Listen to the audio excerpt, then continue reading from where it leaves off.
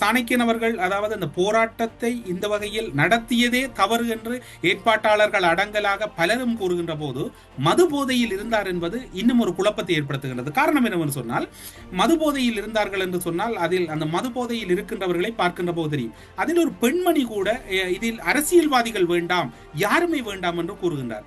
சாணக்கியனுடைய இவ்வாறான கருத்துக்கள் என்பது இன்னும் பலரையும் பாதித்துவிடும். அதனால் ஒரு கருத்துக்களை கூறுகின்ற போது சாணக்கியன் அவர்கள் கண்ணியத்தோடு நடந்து கொள்ள வேண்டிய ஒரு கடப்பாடு இருக்கின்றது. இவ்வாறான போராட்ட களத்தில் மக்கள் தங்களுடைய உணர்வுகளை வெளிப்படுத்துவார்கள் அல்லது அவருடைய ஆதங்கங்களை வெளிப்படுத்துகிற போது அந்த வெளிப்படுத்திய ஆதங்கங்களே பிழை என்கின்ற ஒரு கருத்து சமூக மட்டத்தில் இப்போது எல்லோராலும் பேசப்படுகின்ற போது அந்த போராட்ட களத்தில் 12 மணிக்கு அனைவரும் வெறியுடன் நின்றார்கள் என்றால் அங்கு பல பெண்களும் வர வேண்டாம், அரசியல் கலப்பு வேண்டாம், நீங்கள் சென்று விடுங்கள் என்று கூறிய போது அவர்களையும் இவர் அந்த சாயல்பட கூறுகிறார்களா என்கின்ற சந்தேகம் அல்லது அவ்வாறான ஒரு கருத்துருவாக்கம் இருக்கிறதா என்று இப்போது மக்கள் மத்தியில் பேசுகின்றார்கள். அந்த அரசியல்வாதிகளை எதிர்த்தவர்கள் அது பிழை என்று இப்போது கூறுகின்ற போது இவ்வாறான கருத்துக்களை கூறுகின்ற அரசியல்வாதிகள் அங்கு நின்றவர்கள் போதையில் நின்றார்கள் என்று கூறுவது எந்த வகையில் தகும் என்கின்ற கேள்வியும் இப்போது எழுப்பப்படுகின்றது.